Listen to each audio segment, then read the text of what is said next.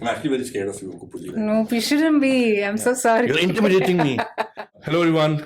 Welcome to the podcast. I have no idea, a podcast for everyone. Today I have Kuppulakshmi K with me, who is a inspirational storyteller, right?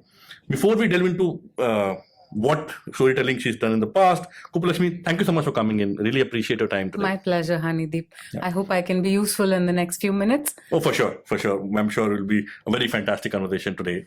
Talk to me about your name. Kuppulakshmi, for a North Indian, it's a very different name. I was checking with one of my colleagues who's a Tamilian, right? And she said, hey, this is not common in Tamil Nadu also. Yes. Kuppu, you're going by, right? Yes. Kuppulakshmi, where does name come from? So, it's an otherwise ordinary name, I think, like all of us get our names, and how sometimes we live up to it or sometimes we add special things to it. So what happened was, when my parents they decided that they wanted to become parents, and my mother had a couple of babies that were born premature. Okay.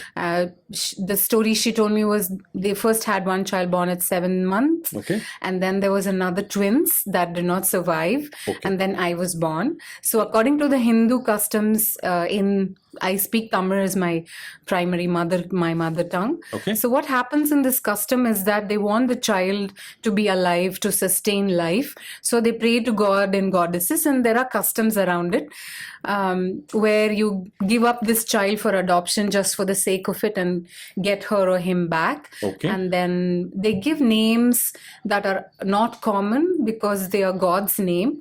And I was born on a Friday. So usually they pick names like Vembu, like Kuppu, Subbu and all to attach when this baby is very special. They want this baby to survive and reduce the mortality in the name of God. So usually these names are not so beautiful. They have a reason to it, but they Every don't name have... is beautiful, by the way. Just different, I'm assuming, this way. Yeah. So it is a kind of maturity that comes with it when we say every name is beautiful. But we also have encountered in life where names have been made of fun of. Was your name made fun of in early childhood? A lot. It's because I have a reason why I have this name, but I don't have a meaning to my name. So my grandfather named me supposedly, and this is how my name came to be. So it is not a very common name at all, even in South India. No, interesting. And you mentioned about your born, and I think you being a fighter, now I'm relating, right? Yes. It started before you were born itself.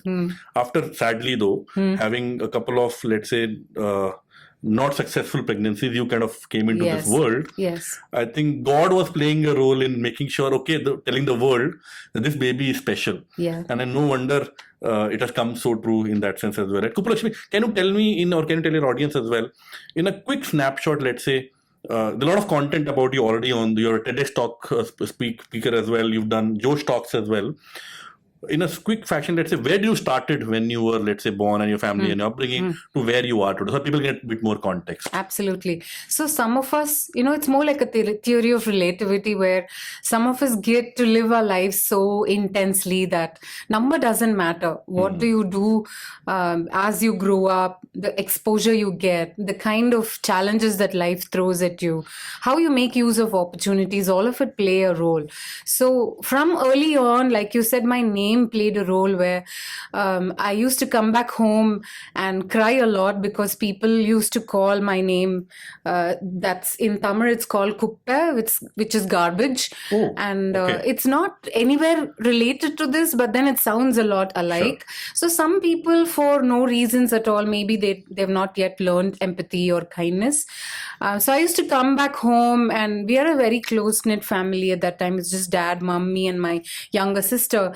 And with the story of how I was born and what it took to have my sister, we were very close-knit. So nothing passes by my parents, and we share everything with them. So coming back from school, I would just throw my bag and cry to them, saying, what is this name that you gave me? It's very old-fashioned. It sounds like Kuppa, and people are making fun of me and all. So my dad sat me down and he told me, look, there are a lot of common names everywhere. Someday when you grow up, I hope you would realize how special your name is because of your personality, because you will add this value to this name where people won't ask which Kuppulakshmi you're talking about. Correct. And that came true like after so much hard work and consciously working on things. But going back, I'm from a very small town. My parents did not go to school much. And very early on in life, we understood the value of money because dad used to do a sari business. And Sari business. Where in this? Where is this was down south, a place called Salem, which is like not even like a metro city like Chennai. I go to Aircard a lot, so maybe close yeah, place. this is quite famous for its mangoes and steel, but you have to know your geography and different places in India. So dad did not know Hindi at that time, and he used to work with a lot of business dealers from north, especially Surat, where it's famous for textiles.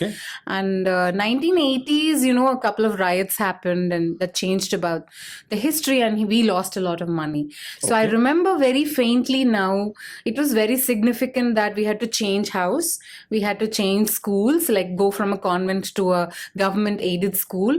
So this brought a lot of at that time, I didn't know what I was learning. But now, looking back, we realize that it's good at very early stage. Me and my sister, we learned that happiness is not attached to money. It necessarily need not be. And you have good parents who are content with what they have in life, who don't really give up when challenges come their way. And my mom, she learned Hindi before wedding, and she didn't go to school much, but she had like Sahitya Ratna in Hindi. So she taught my dad, let's start a Hindi school and let's tutor these people how to speak in Hindi. So past 35, a normal average Indian male from a very patriarchal family sat down next to my mom. I remember my dad crying, giving up, not being able to learn this new language at this age. Why do I need to learn this language in the first place? Because, we realized that at this age, let's not do another round of experiment and go do another business. So why don't we do something that's stable, like running a school? But they both were not very good in English or normal education, and this is what they had. So your parents were not, you're saying, not well educated themselves. Yes. But they started a school in... Yes, because my mom had a graduation in Hindi.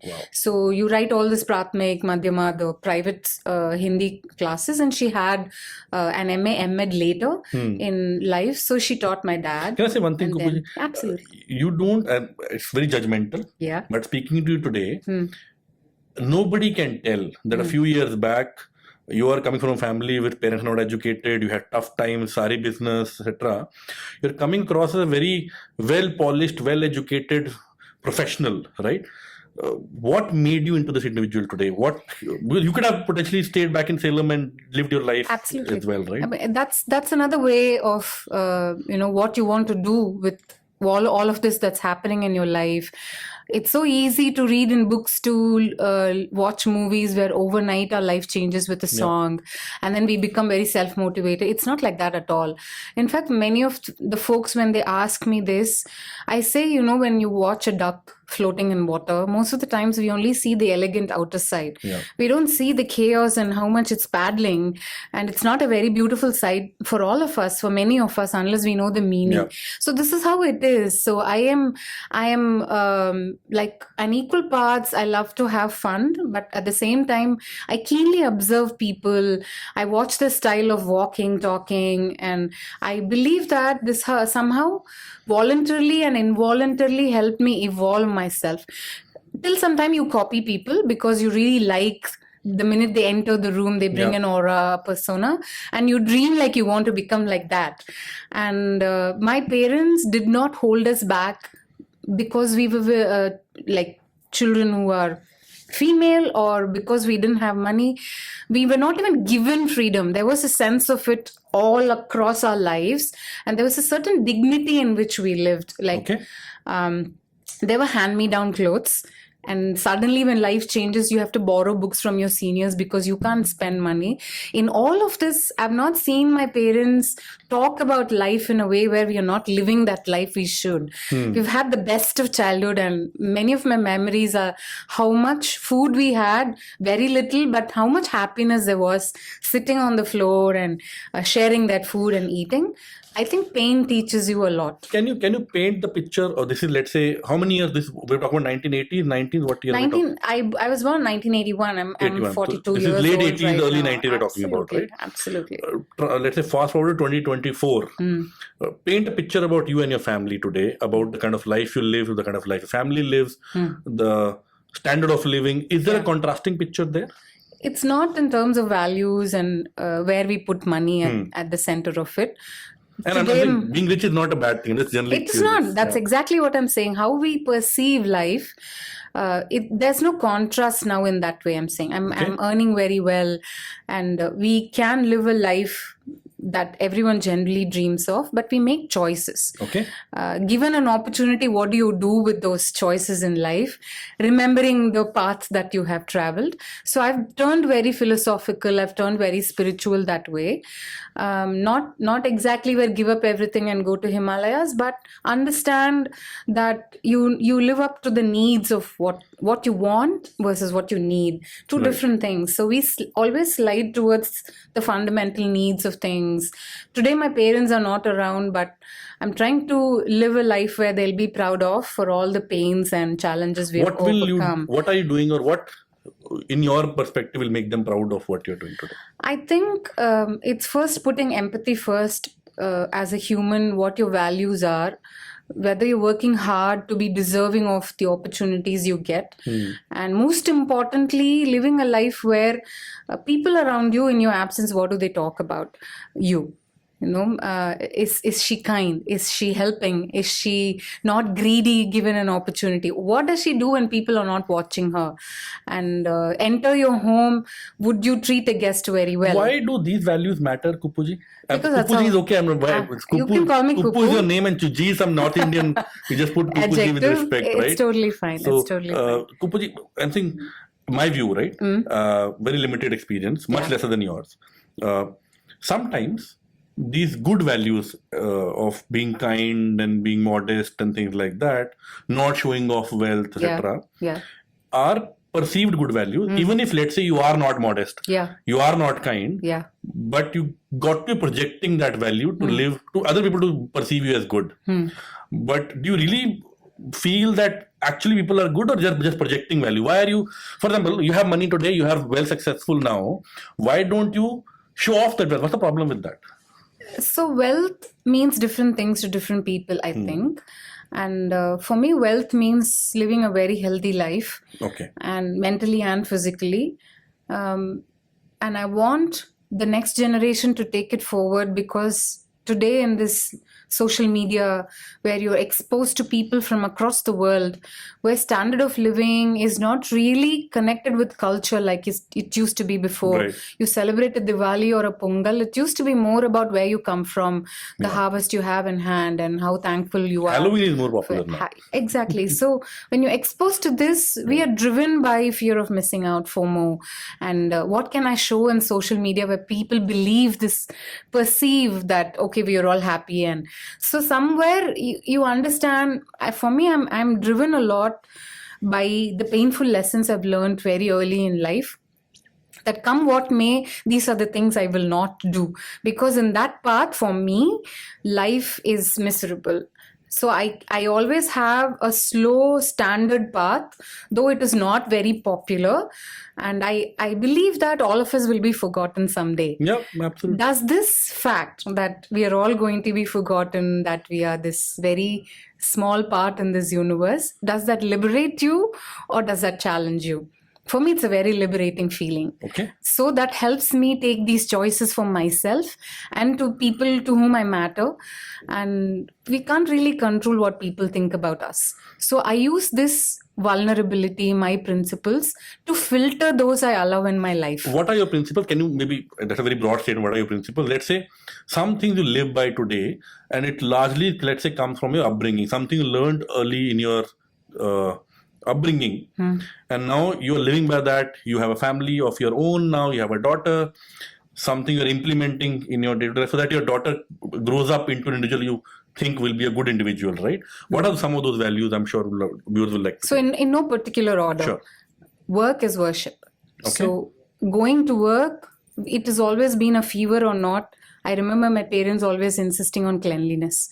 So how you appear at your work is very, very important. And what responsibilities you're given, you work hard towards this, you be very loyal to whatever you're doing, give you 100%. There are no excuses, there are no lies. This stands as an important part of my identity, because today I'm a career woman. Like you said, I'm setting an example for my daughter, saying if this in life, if Amma can do this, she can face challenges in life and she can overcome. So this is number one, because that's what I've seen first of my parents. I don't think they spent a lot of time with us because they were teachers. So they were always taking care of kids who came to learn Hindi, and for them it was a very safe heaven. It was a home that they can come away from home. And I remember us having dinner together with whatever we had, all of us students having together, eating out of my Amma's hands. And so that is number one, work is worship. Okay. Two is always slant towards the needs in life than your want, and don't worry about what other people think, whether you're wealthy. So today we made a choice of having a small car because it became a need to have my child safe, rain or shine, in this traffic. I'm sure you have the money to buy a big car, right? That's but what choosing to have a small car. That's what I'm saying. Why? Exactly, because for me, the fancy car or how big it is or how much I have to spend does not mean anything. Why do you need a car? Because I want to go from point A to point B safely. Okay. And when I used to take her in two-wheeler, people used to think, oh, she has no safety. And in India, the safety gears look different. Yeah. Each road is different. So we thought car is a safer option, with this kid being so naughty when she was so young. So the need arose, and we thought, okay, now what's the point of earning money when you can't do the need for your family? Okay. So this is how somewhere I think I also have a very limited or a different way I want to end my life. So I think now a lot in this age, if I get to live, I see when I'm 80. You're early 40s only, no? This age, you're 65. You look back and what makes you smile. That's very important, right? Okay. So you have this knowledge, this wisdom that your parents gave you, and you saw them living that. So align your life to the needs than the wants. That gives you a very intrinsic joy. Okay. Happiness is very extrinsic. That's like a butterfly you chase. What gives you joy? A lot of things. I love sitting with myself with my very busy mind, and I have drawers in my mind for different thoughts. How do I clean my house? What do I want to cook for my family after I come back from a work travel? What milestone that we want to achieve next together in terms of acquiring more knowledge or helping people around us or visiting new places along with the family, because that's something I didn't experience much growing up. Because end to end, what do we do for next? The food that we eat was what childhood was. But now I want to see new places. I want to learn new culture. I want to talk to the old grandmas from each of these countries to see how they have lived life. So these are things I think that I put priority, that no one can take away from me. So tomorrow, if I don't get my salary or life changes abruptly, I won't change. You let me be and I will still be joyous because it comes from inside. Can I say something, Kuppuji? With no disrespect. I'm saying it with full respect, right? Please. You are an old soul. You speak like an old soul, right? You are fairly young as per the age kind of a concept, but you speak like somebody who's very philosophical and it's recent. When did you in your life became thinking and talking about things beyond what's in front of my eyes today, right? That's a very good question. People normally are in the rut of just living, working, going home, paying EMIs. This takes most of your bandwidth, mental space as well. When did you started thinking, taking a step back and thinking of the larger concepts of life? I wasn't like this always. Like if I have to look back, if I were to look back at Kuppu, who was 24, 25 years old, I think I had the same ambitions like most of us. I imagined a big house, like a really rich life. What was same was I had the same approach to work. I had the same respect for everyone around me.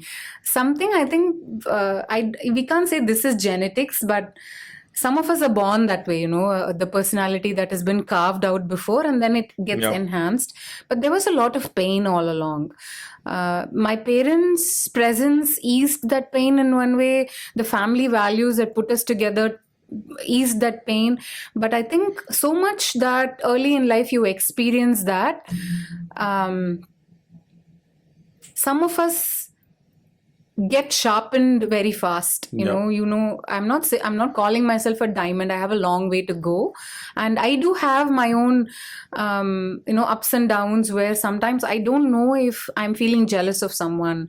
My thoughts are so chaotic where I sit and think and I make the right choice. So it's not like there's no chaos or conflicts, but I'm very self-aware because the experiences that life puts you. And switching jobs, I've had best of bosses. They had the values that they were ready to pass on. So these are the gurus in your life that you're blessed with. As a student, when you're ready, they say the teacher appears. So each of them were very significant teachers, and I was a very ardent learner. Okay. So 2013, end of that year, I lost my parents to a very tragic road accident. Sorry to hear that. So it's been 10 years, and I'm able to look at grief and the journey very differently than it was raw and fresh. And my younger sister was 7 months pregnant. Okay. So all this life as an elder sibling, there is a little mother and a father you become early on in life because you are expected to be more patient. Right. You're expected to take care of the sibling. But this was a different acceleration. I felt like I grew up 10 years faster when this changed, because my parents were around when my daughter was born. But for her, she was 7 months, and how she's going to come over this double blow of grief is something that used to be a concern for me. And I want to ask you a question, Kupuji. Yeah. On this specific aspect. We were doing a workshop in a company with my team about a few months back. And one of the one of the topics we were discussing was everybody has to share their biggest fear in life. Wow. And none of us thought about this before, and just top of the mind, immediately share what comes to your mind immediately, right? I don't know why this came to my mind, and I shared with the team. The biggest fear of my life is, and it's going to happen some point, that I will get a phone call. I don't live with my parents. Yes. One day the phone will ring, right, and somebody will call me and tell me that your parents or one of your parents is dead. Today, touch wood, both are alive at this point. But it's natural that one day that call will happen, right? And that's the biggest fear of my life. Honestly, I don't know how I will react. Sometimes I get jitters, get very traumatic just thinking about it. They're still alive. Why am I thinking about these things, right? Since you've gone through a journey, and it's very amply clear in the first 15 minutes of the conversation itself that your parents meant a lot to you. Yes. If you're comfortable talking about it, how do you handle that scenario? You spoke about you handling your daughter, or sorry, your sister, younger sister, right? But hey, you are human as well.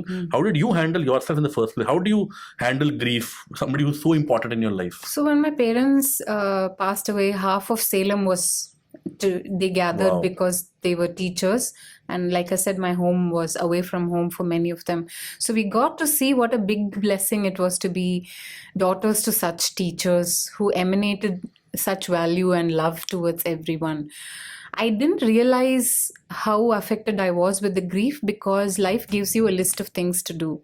Being the eldest sibling and being the daughter, culturally you're not allowed to do the farewell for your parents in that Women way. are not allowed to. Yes, women. So I had to break a few laws written, in stone for time.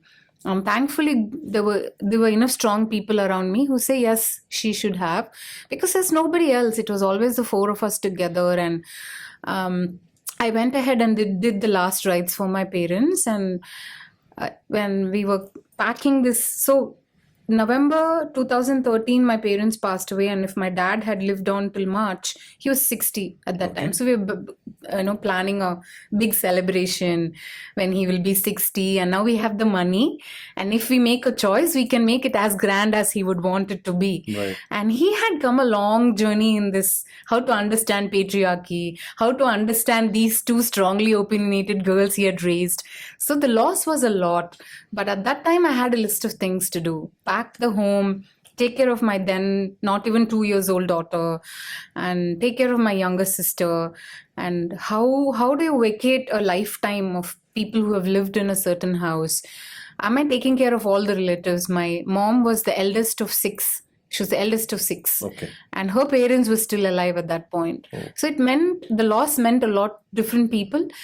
And 3-4 months down the lane after my sister had given birth and all, I almost involuntarily picked the phone to call my mom.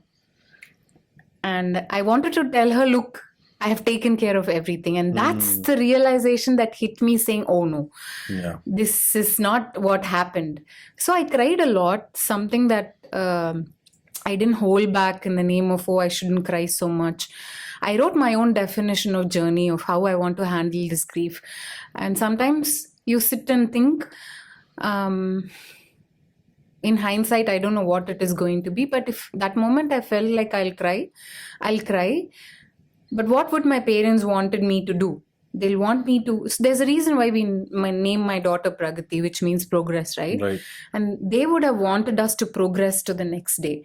And my workplace allowed me that flexibility naturally, where no questions asked, because everyone knew what a blow it was. No questions asked. When are you coming to work? Like, very important people at that time in office had traveled all the way to Salem to make sure we were okay. We had everything. This was very important at that time. Your workplace is not expecting you to show up like, we don't care, come what may. 1 month at the max, but you're going to show up. That did not happen. So it gave me a lot of time and space in a very natural way to not feel guilty at this time. And grief was not very easy. Even today, there are some movie scenes or somewhere it catches me very unaware. I have my breakdowns. Does crying help? Absolutely. Talking about it helps. Some people believe crying is a sign of weakness. What is your opinion? I think it is not. I think you have to be surrounded by the right kind of people. And you have to tell yourself, if you don't let your emotions, like a pressure cooker, it's going to blast someday where it's not going to make any sense. And I learned very early what self-love means. And I love myself enough where I made a choice to become a mom. I made a choice to marry. So I want to be healthy and available. What we forget in this grief is that you put your own grief so much that you forget your daughter's lost 2 of her grandparents. My husband was very close to my parents, and he's lost 2 very affectionate, loving, alternate pair of parents, extra pair of. You forget that they also have grief. This was like a revealing for me, because I didn't ever check with my husband saying, how are you doing? And crying helps. Even today, crying helps, but it catches you unaware. In India, at least, I think we don't yet have the understanding, though in all your Vedas and Puranas say that, like you said, life and death is not life and death. Birth and death is part of your life.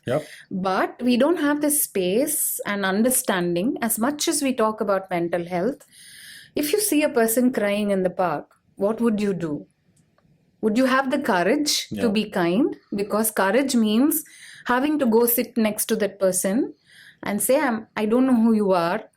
Don't worry, I'm not here to bother you. I feel like I want to sit next to you. If you feel like talking, talk to the stranger. And I will just go away after some time. Do you have the courage? Do we have that space and availability where grief can take its own?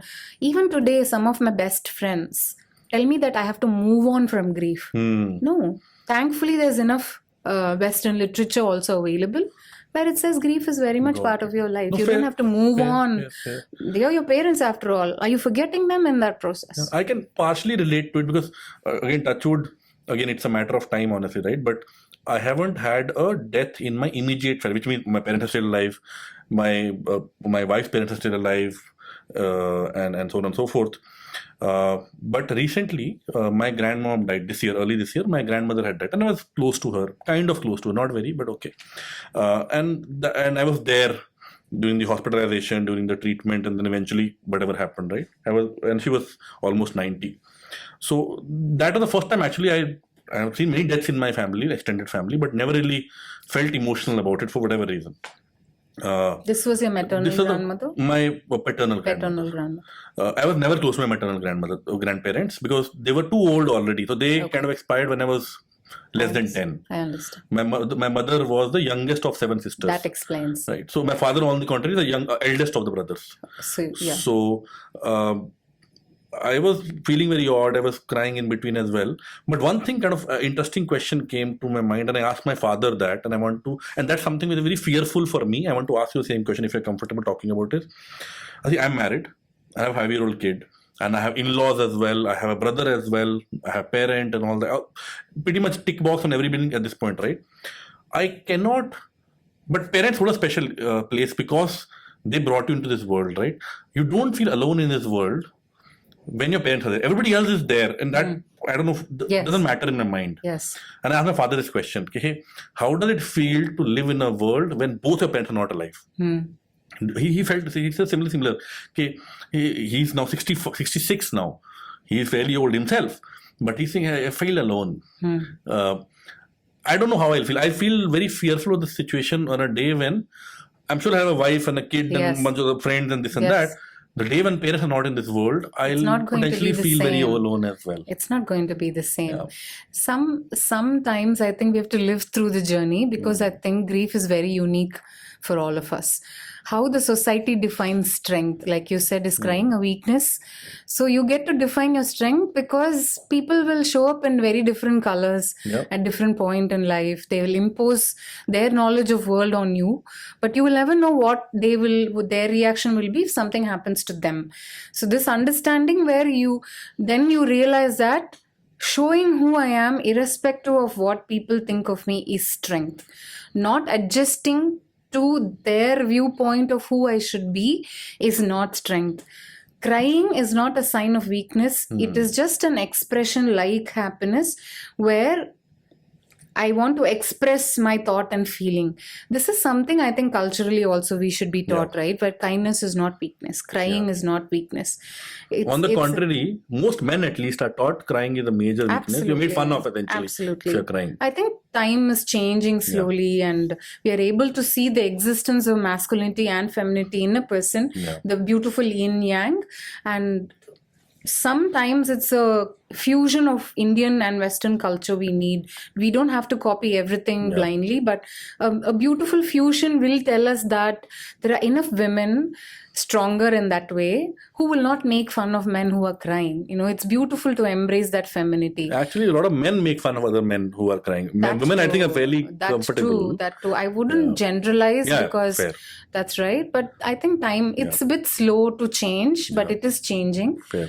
Grief is a very, very unique journey. Kuppulji, I don't know how we stumble on this topic, but I think I really appreciate the way you've spoken about your family like this. I think that shows a lot of courage for sure. A lot of us can learn a lot from that, right? I want to change tracks. Sure. What do you do for a living? Right now I work in a SaaS company where I head this startups program there. Okay. Everyone would have heard of this company called Zoho, that's Indian born. So I complete 15 years in Zoho, though that's not my first job. Wow. This February I finished 15 years and because of this Zoho for Startups program, I manage a small team. So my living, my paycheck comes out of talking to startups on how to solve some of the problems very early on by picking the right software. So I sell software. So can you explain it a bit further? Are you saying, okay, Zoho will look at a bunch of startups? Which startups are doing interesting work? You'll pick them up and Zoho will sell those? Not really. So we don't do the picking of which startup will be successful. We want to help all early stage startups. It's an incubator of some sort? It is a program where we work with incubators who do the validation of the startups, who pick via a pitch day or a demo day, and they have filtered this one batch of startup. We go to them and say at a very early stage, if you pick a right software to build your website or to manage your social media, or eventually if you are a startup, you will grow from 5 to 10 to 16 numbers. Do you have an HR app, a payroll app, an attendance app? So think ahead and what can you do? Because you have to be very frugal. Right. You have to have a trustworthy software vendor. So why don't you consider Zoho? Okay. So understood. So Zoho those small startups potentially become customers of Zoho in a very limited setup. So this is like a niche go-to-market strategy. Oh, and how did you? Is it a sales role in some sort? Not really, but it's more like a mindset because the ultimate aim of running the program is to have more and more people use Zoho who are startups. Understood. So we do marketing, business development, and sales as part of this. How did you end up into this? Because I was looking at in my limited research of my large team of one-member research team of me myself, one of the Josh talks it said 12th fail, right? Yeah. A 12th fail into leading. This would be like a Rajinikanth song. Yeah. So, It's not like overnight. yeah, so What happened was I failed in my 12th thanks to my daydreaming capacities. all these teachers being parents and all out the window. No, I did not understand math. Shame on you, Differential Kuppulakshmi. Shame on you. calculus Very was... bad, very bad. Today I can't I'm say judging that. you. Please do. At that time, the shame was so much at that time because my mother was a teacher, Hindi teacher in that school, and with my name being so unique, people don't ask which Kuppulakshmi. Same story applies, but I couldn't relate to, if I can't see something, my brain didn't understand. So, so I stopped the school in English. I think I came second or third in biology because dissections and you see plants and animals around you. My brain just didn't connect to certain part of math. I was very good in trigonometry. Even today, I'm very good at algebra and certain parts. Differential calculus is something even today I don't understand why it exists. Even I don't understand. Yeah. Right? So with the help of my parents, with their support, because they told me that this one failure is not what is defining your life, I was very interested in microbiology to see those things that are not visible to the naked eye. So I enrolled in post-graduation of microbiology. In this process, I ended up in a job that helped me edit scientific magazines. So you had to be good in English, because in the process of correcting the English, you don't change the nature of experiment of these scientists who otherwise can't speak English. So basically, I'm editing a Taiwanese or a Japanese scientist who spent all of their lives doing experiments. In this process, I realized that I was very good in teaching people what I learned, be it your written punctuation or how you want to say the story in writing, versus how different it will be when you stand on a stage and we're speaking to an audience. So how did you learn all of this? The Salem provided enough? Not really, right? Not really. I was just very timid, very few. I think looking back, I was a fighter always. So if I realize I've failed in something, I have to find my own path to overcome just for my own sake. So I realized that in this process of listening to people, seeing successful, kind bosses, you just copy them initially. And then slowly you bring in your style where eventually it becomes very authentic. So I loved something from my parents, right? I love teaching. Basically, it came from them. So I started teaching people on how to edit and how to proofread, especially how to talk to people without talking down to them. Explain something with respect, because not everyone knows everything. This landed me in a job in Zoho few years down the lane, where I became the first in-house trainer because you're selling software. Training on? Training people on how to sell software, where you bring analogy, understanding cross cultures, because sometimes you say something that's not really appropriate. Because can you in give me India feedback of the last 15-20 minutes of me speaking to you, right now, sitting like a weird guy, right now, not lousy at all. guy? Not at all. No, kill my confidence. Tell me. No, that's not my aim. My aim is to make you feel like you are you, and you can do what your can own. I change? Let's do that off camera. No, you can do it right now. No? You have your own style. Should I sit like this? No. That's not part of the podcast. Okay. Oh, you have perfect idea of what you're doing, though it's called I have no idea. Oh, I have no idea. Seriously, I have no idea. See, this is a very human conversations we are having, not something that's drafted, that's scripted. And I see that your intentions are like truly how we can make the story useful to the audience. Yeah, I told you. I am very improper, let's say, right? Somebody told me also, and that's not the first time I've heard it, right? Many people tell me, Hanideep, you don't dress like an HR head. I mean, I do HR head of this company as a role, right? Small company though. I don't dress like an HR head. I don't speak like an HR head. I crack random jokes with the team. Sarcastic, dark humor is my game. I am everything improper, right? And I do this podcast. Why in the first place? What are you doing? What's the idea, right? And you're very proper. At least the perception I have of the last half an hour. I'm sure maybe a little more proper in how you think. Not the proper rest, if that's fair. So, fair, right? But maybe if a bunch of friends go out for dinner, maybe we'll connect differently, right? But you're well spoken, well dressed, neat and clean. I don't remember to cut my nails most times as well. So why are you so pro? You intimidated me, by the way. I told you before the camera. That's was something on as well. I've learned not to be sorry about. Do other people get intimidated as well? They do. They do, no? They do. You're right, you said you're good in teaching. I'll tell you why. Because you give me with respect only I'm saying, you give me a perception of my English teacher in school. Oh, Who will be always but that's the most adorable, or you feel the warmth with the teacher, right? I felt very other warmth of slapping, Oh no, that's a wrong. So, But- would you want to talk to me again or not? Let's level 1 of Yeah. intimidation. I'm slightly scared. Okay. For I don't example, know. I see. I want to be proper with you in some sense because you are very proper. For example, can I ask you the question? How did you find your husband? How did I you find my husband? Oh, that's something I'm waiting to tell my daughter too. She's turning 13 and she's asking all those questions. She should listen to this podcast. Interestingly, we met in a training center that was teaching people on how to shed their mother tongue influence. Okay. And at that time, I was trying to find my first job, not to be... He was a participant or He was a trainer? participant. And you were a trainer? I was a participant both of you too. participants. Now we Okay. both are trainers. Oh, he nice. trains in Zoho too. Okay. He's now head of customer support in training and development. But way back, I think we found each other for the love of language and how we respect the language. So looking back, I think one of the most important qualities I looked for is someone who had this very interesting combination of what to take in life very seriously and what not to. So respecting languages, respecting work and this family. is so fascinating, no, Kuppuji. I'm saying when you are meeting your eventual life partner for the first few times, do you really think about language, culture, this and that? See, today maybe it is not. At that time, I had very limited knowledge of what to look for in a life partner. So there was no dating. I'm talking about 2004. Okay. And 2024, interestingly, in this month, we know each other for 20 years now. Congratulations. Thank you. That feels like a lifetime, no? We're still discovering, because with me alone, I can speak for myself. Yeah.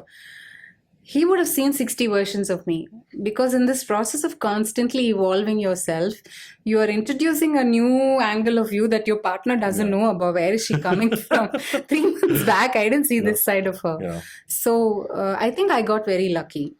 I hope he would say the same thing too. What made you say he's the right person? There was no pressure on you to select somebody quickly and Absolutely none of that. not. Right? And I don't think our parents approved of And this. it's not an arranged setup as well, I'm hoping. Not. That's what I said. Correct. So we I wouldn't say we fell in love also. We just made a very logical decision. he'll feel bad. No, you're saying you'll not fell in love. He'll feel He bad listening agrees. to all this. I think our first moment of love happened much after marriage, and Much after marriage. yes, I think we made a very logical decision, like this can't go wrong. Hey, who thinks I know like you that? exactly. Sometimes it's very funny. Yeah. That's why I said it's luck played a In role. arranged marriage, somebody saying, "Oh, I fell in love after wedding," I can still understand.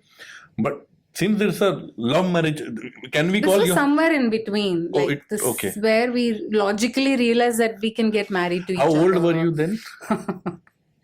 To 2004, I must have been to 24, 25. Yeah, you were not like any other 25 people there. We're not. We were. So we, I can like, guarantee you're now an you soul call now. it dating, but then we did our own roaming around, what we call the first meeting, and the conversations are still fresh. So okay. So, is there a criteria he met logically which made sense? We didn't for think you? of that. That's what Okay. I'm saying. Looking back, it looks like there was an invisible list. But then I think we were driven by the force of the heart and the mind. Romance was You not know part of the the list vibes, or no? invisible list. What do you call vibes? It's neither intellectual nor Yeah. emotional. What do you call vibes as? So we had the perfect vibes.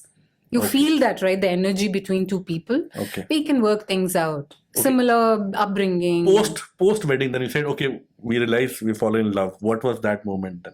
I don't exactly remember, but basically it was about cleanliness, going to work on time, having the same aspirations towards, okay, if I earn so much money, our first list of things was let's buy the best grocery. Let's cook Organic and things healthy like that. food. Okay. Not exactly that, but what all did we not enjoy when we were young? He was the elder in his family too. Okay.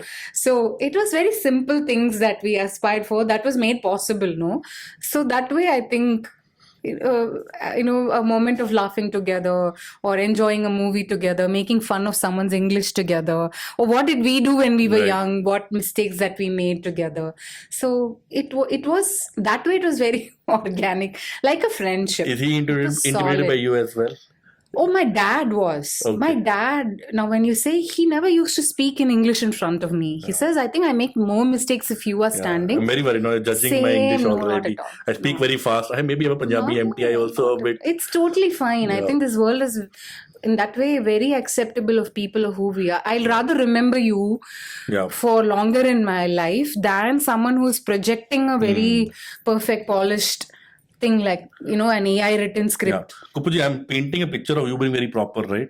I think I'm doing a very disservice to you. Can you break that image and tell me the I'm being wildest... very real. Huh. I'm being very real.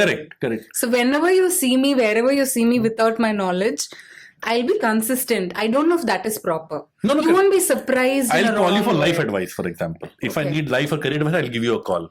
Oh. What do you do? What's the wildest thing you've done? Let me that. Let's break that image. Wildest, random thing, illogical thing. I'm not that kind of adventurous person. What See, is in your spectrum of wild? what I'll is the answer most it wild this thing? way. If someone who's seen me from my very young and had a definition of this is who Kupu is, they'll be shocked that today I have a very fine taste of wine. Okay. That could shock them. I'm like that basic adventurous I hate yet. I don't like it. Right. So people who would have seen me would have thought, oh, she was someone who was so against alcohol. Now you're okay drinking wine? Absolutely. My perception of how I want to taste Do it. you drink alcohol outside of wine?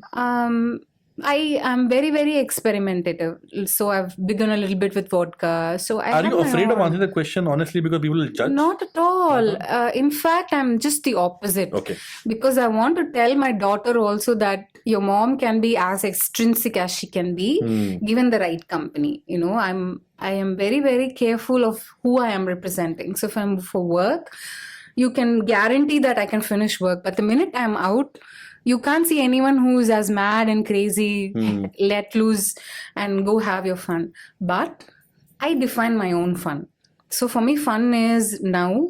I didn't get the opportunity to experiment this when I was very young. Okay. So that's something I wish, I yearn for.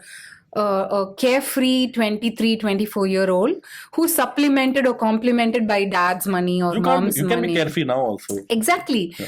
But now when I think of carefree, is like I don't have to care about time and I can wander into wilderness, into a forest where I feel safe. And I can hug trees and I can smell flowers and I can talk to honeybees. That is my way of having fun. Okay. But I am a confusing mixture for those who don't understand what introverts are.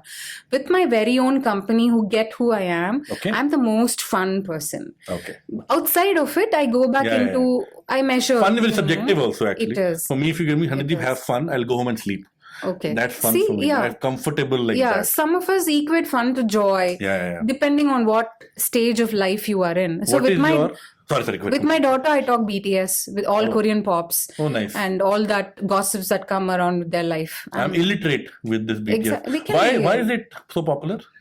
I think it gels very well with the young blood, with the carefree music and everything that they bring in, the bunch of boys together. It's so much fun. This is also because the Indian pop scene is dead, right? India's pop scene is largely movies. It used to be so lively in the 80s. Movies, I think, at least in Hindi, I know, in 90s and early 2000s, there was a lot of We had a Made in India, Alisha Chennai to Daler Mehendi to so many. Dead, right? It's taken a different form. Yeah. Some parts of that music is noise for me. What's your guilty pleasure? What do you do which you should not do but say you do? Oh, I'm you spend money on something. What do you do? I clean a lot. I tire myself out with this fetish for having to keep everything proper. But something I wish I unlearn. Something I wish I take from my husband and my daughter. So let's take one thing at a time. While you're speaking, I am painting an imaginary picture of your house right now. I'll tell you the truth. Properly, clean. Because I have been traveling and all, our living room has become a hurdle ground. You have to hop, skip, jump between boxes, washed, unwashed closet, 2 suitcases right in the living room. I've learned that, I'm tired. I'll take it 2 days later. So I'm learning from them to be a little less serious in those places.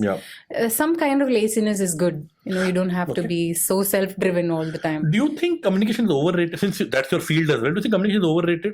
Sometimes, I asked this question to the previous person as well. Sometimes smart people, very smart people who are not great in communication doesn't get picked in some interesting job, some project, whatever else. To somebody who is having confidence and a great speaker, average smartness is okay.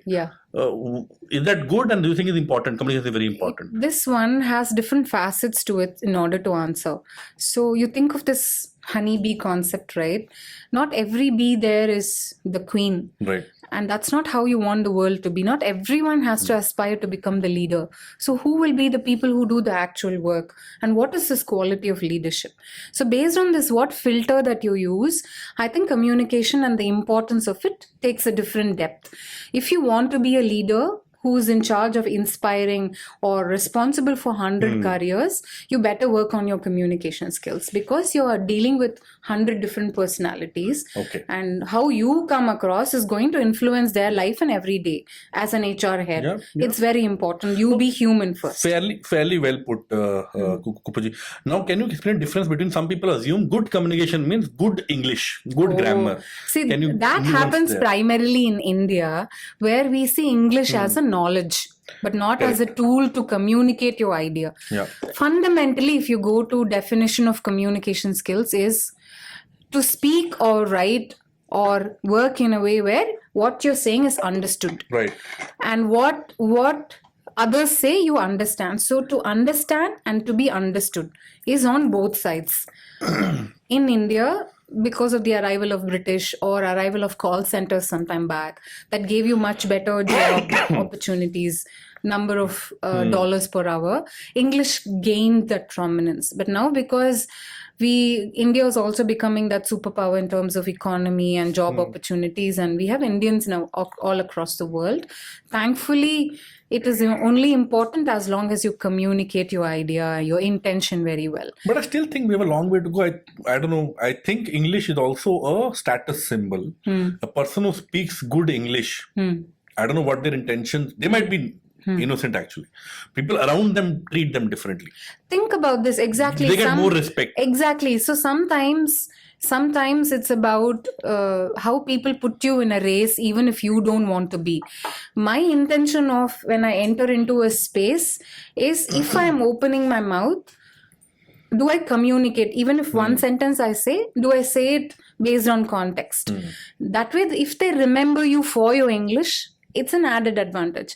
But if you're using it to show off, No, it's the other way around. people know noise. But somebody, for example, if, I don't know, subconsciously, if you go to a 5-star hotel in Chennai itself, and somebody who is not dressed very Judgments. They're not very brand conscious, but a simple shirt, pant, let's say, and they go in reception and say in Tamil, let's say, oh, what is the room rent?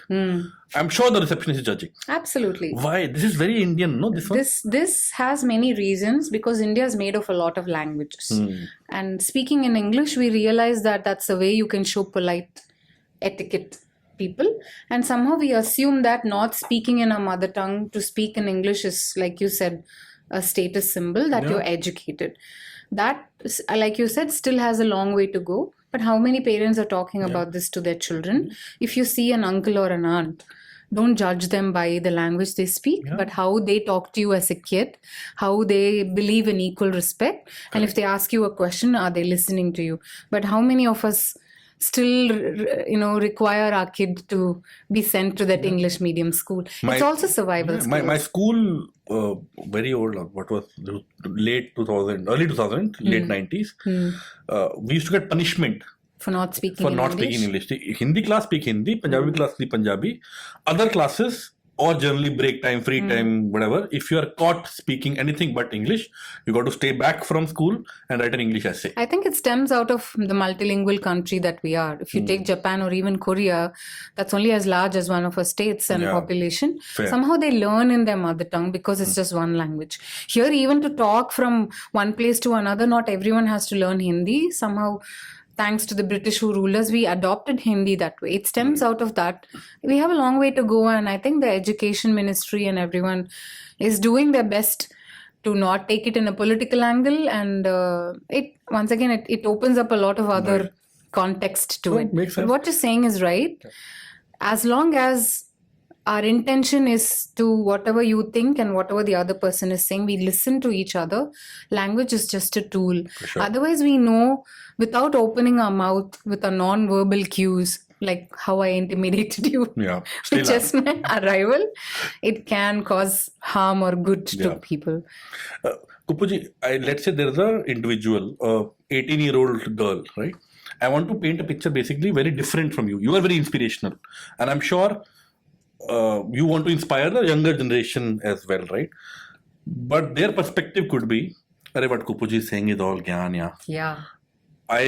Work is not worship. Yes. Work is a transaction. Yes. I'll shift jobs every 6 months, 1 year. Why do you care? Don't judge. Absolutely. And I'll make money, I'll spend money also. No problem, I'll not save. I will splurge, I will spend money on Apple iPhones and on Gucci bags or whatever else. Sure. That's or social media, I'll flaunt whatever else, right? Are they wrong? What's your advice to that individual? Because eventually they want to be successful as well. In your perspective, do they need advice? What advice would you give them? I've learned that I won't voluntary advice ever. Unless they ask me very specific questions, I don't, because they hardly know me, I hardly know them. So this touch and pass advice never works. That's why I don't sign up to be a motivation speaker. It's not a bad thing, but in that moment, you give that adrenaline, the energy, the thing that, oh, if I can do, you can also do. I used to say that before, but there's a lot of ifs and buts. Yeah, no, for sure. But we've learned to not judge people, right? Sometimes to each their own. Let them go in that path. In that path, if they are talking about mental health, then I talk to them saying, maybe you're looking joy in comparison with others' life. All you can say is, think about it. And if you still want to, we all learn our lessons and we remember it only when it happens to us. So I'm very non-judgmental if someone is flaunting their Gucci and if it goes with their personality. I've come about to admire how some people, not everybody who's rich is on your face, you know. Some people are very rich and elegant. You just love watching them eat with that fork and spoon, and there's a sense of being that they bring in just by being who they are without touching other people. That's a great richness. So I don't judge. But is that, these young, let me change the question to a fact that this is the person you really care for now. I don't want to say your daughter, because that's too personal, but somebody you really care for. That's a good question. Would you advise them? Are they living? I wouldn't volunteer to, but basically, see, anyone who comes under my wing, say I'm managing a team. Correct, you are managing them. Now I see this person who's under me, who's only earning so much, who's so young, who's going on to live this larger than life in their own sense. My way of giving them advice is financially. I would say, look, in your salary, there should be an expenditure and saving. For you, standing on your own foot means taking care of yourself, not going back to your mom and dad's place. That is a lot of self-respect and your self-confidence. So think about the future, and especially if you are a female who's in the workforce, learn to stand on your own feet. So put 20-30% off for your savings, for your own dark lives, or like you said, I want to take a break. I don't want to do anything for 3 months. I want to think. You're self-sustaining, and then leave it at that. So people learn when they want to. Trust that, and this comes after establishing trust. You don't give advice when you have not established that trust. And when you give advice, leave it on the table.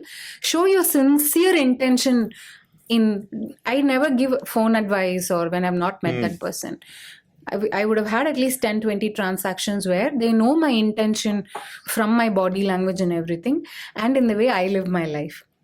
If I am that, spendthrift, and I'm living that life, and if I'm giving that advice, if I'm smoking off 10 cigarettes per day, but I talk about lung capacity, that doesn't make any sense. So that helps. Otherwise, to each their own. No problem. Do you have insecurities, Kuppuji? A lot. Can you comfortable sharing top one? Absolutely. I think sometimes I feel insecure because loss of time.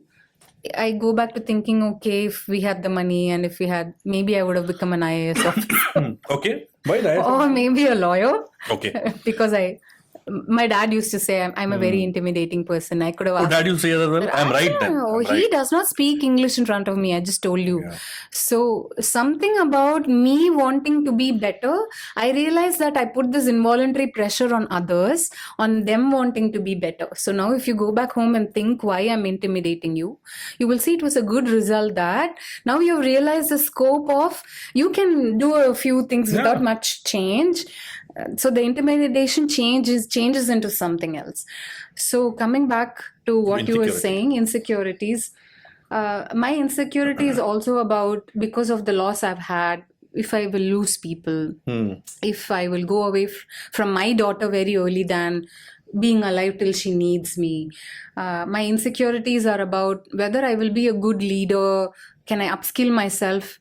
When will someone tell me that, okay, now you're not enough for your team, you go learn something more? Absence of role models, especially in the field of tech. How you see women falling off workforce. Yep. So the insecurity is also for the next generation, where you have your doubts and how you leave earth in its sustainability. So a lot of insecurities, I'm made of insecurities. I just know how to handle them, and I know when to summon them. I don't summon it every time. I don't let it rule my day. That has come after so many years of spoiling my day over something I have no control of, and looking back and saying, "Arre yaar, I could have lived that day differently." Yep. And what do you do with that regret? Do you want to repeat that? No. What about looks, Kupuji? A lot of people Oh. are insecure about the way they look also. Is that an insecurity of yours? I have that insecurity for that. I have that insecurity, openly can tell. I don't know why. You look okay. You look Again, good. it's nothing to do with for how an you look. HR and Something- for a what do you mean name for an like HR? for an honeydeep. Okay. You No, look I'm good. saying insecurity has nothing to do with really how you are. Yeah. It's more. I'm sure Growing a lot of Bollywood heroines have insecurity. over Beauty this. standards and all of that. Have- See, that is powered by how my childhood was. My mom was very good in giving me these homemade tips. Once again, your leftover orange peels or a curd that has gone sour. We didn't have the money to go buy. At that time, thankfully, no Instagram also. Okay, You're thank not God. spoiled for choices. Thank You had God. one Fair and Lovely, one Vico turmeric here and there. And now I really love growing old. I'm waiting for more hair to grow, where I can establish to people that you're not talking to a younger person. Don't go by my looks or my energy. I'm old enough to be your So, but mom. my question is slightly deeper, Kupuji. I'm saying, Yeah. why were you putting orange peel on your face in the first place? Why are you putting? See, it depends on, you've been blessed with good genes. You know you look better, fit enough for a job. It all comes from what I am being blessed with. Am I taking care of it or not? And when I appear for a job, do I look my age? It's for me. What do I do when I see in a mirror? And tomorrow, when I'm blessed with good genes and I'm aware of it, when I'm standing as a speaker, I make a mark. How I wear my sari, how I use my hands, whether my nails are manicured, show my self-love in some way, right? Now I have the time, I have the money and the facility to take care of myself. And so you don't have to spend on a Yep. extravaganza pedicure, but staying at home, put the rock salt in that hot water, dip your feet, keep your cleanliness gives a lot of beauty perspective, Yeah. right? And not a lot of people spend money on spa, but their very arrival gives you that positive energy. It's all connected, I feel. No, I so agree with you. I think Yeah. also genes you can't control, obviously, that's out of your hand. But how you take care of yourself kind of projects how good a person you are, how will take care of other things in life. And as it's well. very true that the healthy mind stays in a healthy For sure, body. for sure. So what you put in only will come out. No point in cleaning the mirror from outside if fundamentally something is wrong. See, with all of this, I want to tell you that I'm not perfect in that way.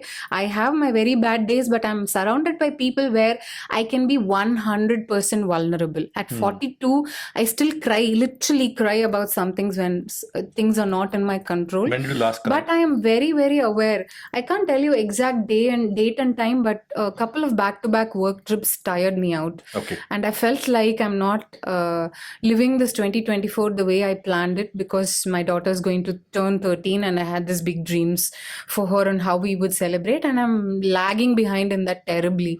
So I became very judgmental. I'm not a good mom. I'm neither doing work right. I'm neither doing this right. And my husband was my shoulder, so he had to listen to my rant. Can I say something, Kupuji? I think one thing I'm Hmm. noticing very clearly in the last, I don't know how much time it's gone. Oh, yeah. But you are, you said you didn't care about your husband when your parents expired. But I think on the contrary, one thing is very apparent to me in my chat with you is that you care about other people a lot. Your insecurities also were about, am I a good leader or not? My team or my parents or my daughter. You cried about your daughter's not being in enough time or your birthday preparation, whatever else. your life, I think, revolves a lot around other people around you. I think maybe that's where you get your happiness, your connections, your fulfillment in some sense. That's very, very apparent. Very different from me, by the way. I'm very self-centric. Some people might call me selfish, but that's how everybody, any individual is, right?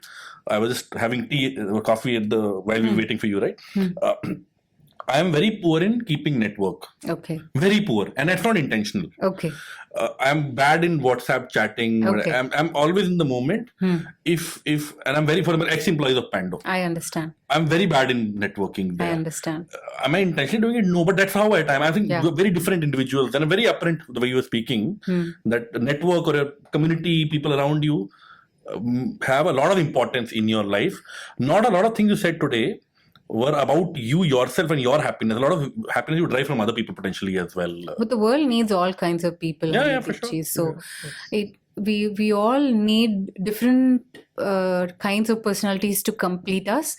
If I am a giver. Like you said, I've realized that about myself, and some of my mentors have told me that this very giving quality can make me a good leader, where I can have relatable leadership. Like you said, if I can be a leader, I can inspire 2 people from a very small town. But what you have to do in your life.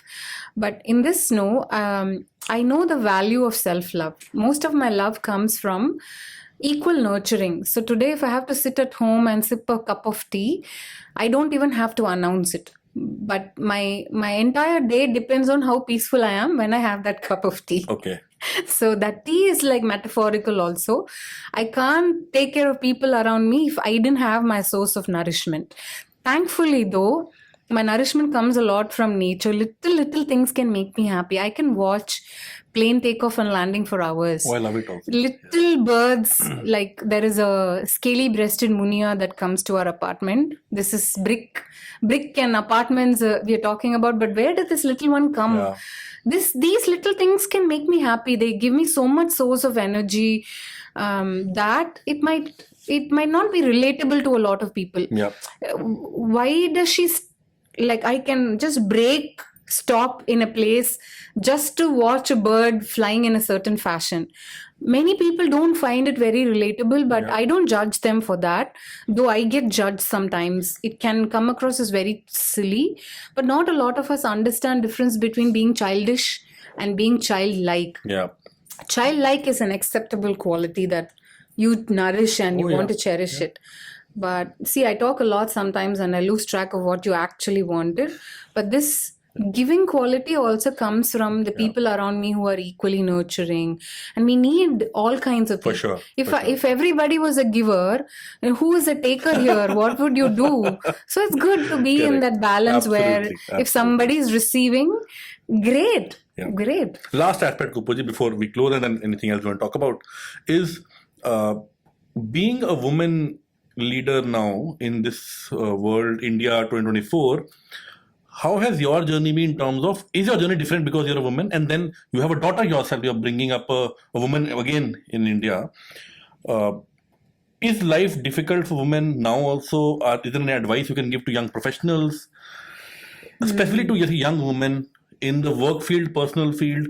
Is India equal now? No, I'm just. We have a long way to go. Okay. But we also have come a long way. Today we have to think about history way beyond political angle alone, where we stand tall on the shoulders of so many women who are not even visible today in the journey of the history lessons. Have forgotten them long back. But we stand tall on those who worked for the suffragettes, who worked for voting rights, to the first doctor who said, I will put myself in surgery whether you care for my capabilities or not. And we know the assistant of C.V. Raman, we know Sudhamurthy today, who was the only engineering candidate in her entire college, where there was no bathrooms for women. When you think of those struggles and when you say, you put that in context in your life, and when you tell people that we have a long way to go in India even today. Somehow the wisdom has not helped us to slow down, to think women equally in the name of the feminism from the Western world. We don't have to really lose femininity in the name of feminism. Okay. And I can be as assertive in my very soft presence. I can be equally knowledgeable when I'm given a chance, but I will not let go of my chance. I will intentionally show up at work, not complaining about the various challenges, but it's my responsibility to use this wisdom and experience to show the senior leadership on what is going wrong. So today, my organization need not be the same what it was when it was 1,500 people when I joined. We are 20,000 people now. So what culture is, Right. what the new generation thinks of loyalty. Like Correct. they say 2 years, I'll be here and then I'll go for an MBA. Correct. This is just a milestone in my journey. This is not my destination. Like how our parents or grandparents would have thought of Correct. one stable job and loyal towards that. It's not the same, and it's okay. It's okay. And with this context, I think the advice I want to give for the women that I've also learned from my mentor is show your intention when you're showing up as anybody. If you are a wife or a sister, or be fully present in that, whether you're giving or not. This accumulates a certain leadership and aura around you that people will gravitate. Whether you like it or not, there will be a spotlight on you. But this, like the Spider-Man goes, with that comes a responsibility. With the great power comes a responsibility, and different people take it. Some go in gratitude, some go in privilege, which is still okay. The world will function like that. For every good karma, there would be a bad Right. karma, and we'll try to coexist. The advice number one is show up. Very simple but very difficult. Even on the toughest of days, don't go under your blanket. Show up. And when you show up like this, there will be people who are above you or equally vulnerable. You will form a community. Right. You can only grow together. You can't go farther alone. So people say leadership is something where you will find atop a mountain very lonely. Yep. Need not be. Think of it as gravitating towards your core. Circles where you're growing from one concentric circle to another layer in the circle. Then you can bring people together where equality comes from that mindset. If you're Right. climbing a mountain, you look down at people and your advice comes from that.